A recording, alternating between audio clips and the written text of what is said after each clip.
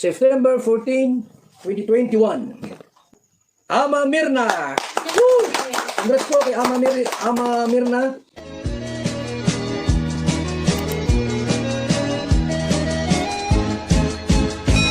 Hello mga kalingap! Grabe na ito kasi nakakabaliw talaga ang EDSI. Ito na yata ang pinakamaswerte beneficiary ng kalingap. Halos lahat naman ay masaswerte. Pero kakaiba talaga itong EDSI dahil tinanggap ng husto at minahal ang kanilang love team. Para sa akin, perfect chemistry ang EDSI. Kasi tuwing nagsasama sila ay sobrang kilig ang mga viewers nila. Lalo na sa mga titigan nila. Naku, ang sweet pagmasdan talaga. Tingnan nga natin. Narito ang ilang eksena. Ano yung ginagawa natin dito? Kayo pa nagdala sa amin dito? Dito ay makikita natin na bagay nga sila kasi pareho silang matangkad. Hindi talaga nagkamali si Edu sa pagpili ng magiging partner niya. Bumukod nga sila ng upuan o humiwalay sila sa karamihan para naman magkaroon sila ng pagkikwentuhan na silang dalawa lamang. Ang alam mo kasi may surprise daw, yun lang. Pasok ka. Basa yata dyan. Parang basa. Yan. Kuntuan mo na tayo dito. Excited ka? Sa surprise? Medyo po. Anong naiisip mo, sa tingin mo? Wala po yung pakumana. Idea ko. Wala mo. Right. Try mo lang. Siguro po may mapakain lang po dito. Well, gusto mo lang yun?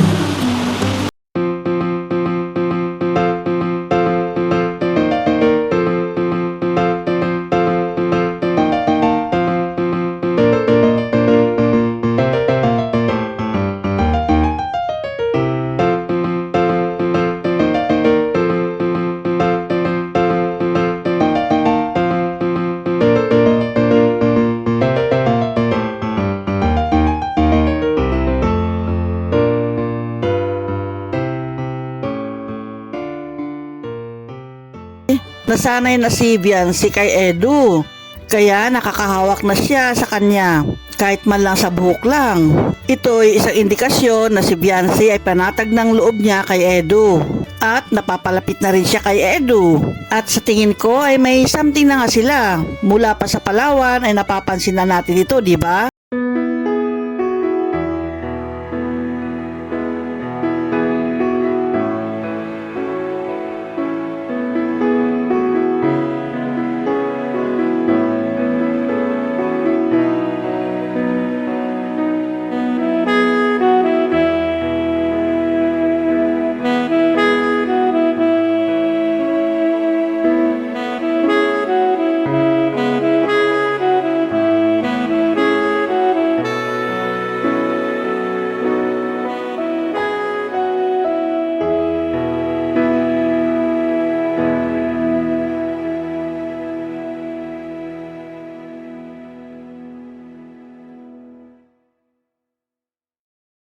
Sige ka na.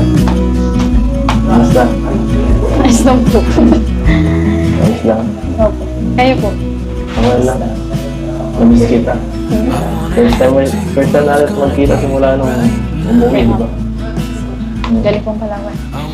Parang tagal na agad. Ako, may mga pakiramdam ko dun. Ano po nangyari? Ano nangyari po sa inyo? Nangyari. Lagnat? Lagnat po. Pinulang ako sa vitamins. Ang halaga, ito, sama kita.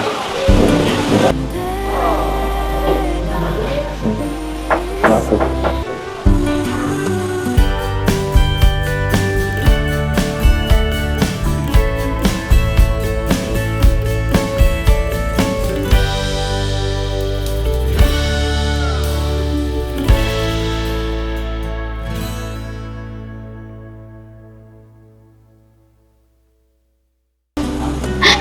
Galaw nga lang. Galaw nga lang. Malambing talaga itong si Edu at protective din siya kay Beyonce. Hindi naman ako alis.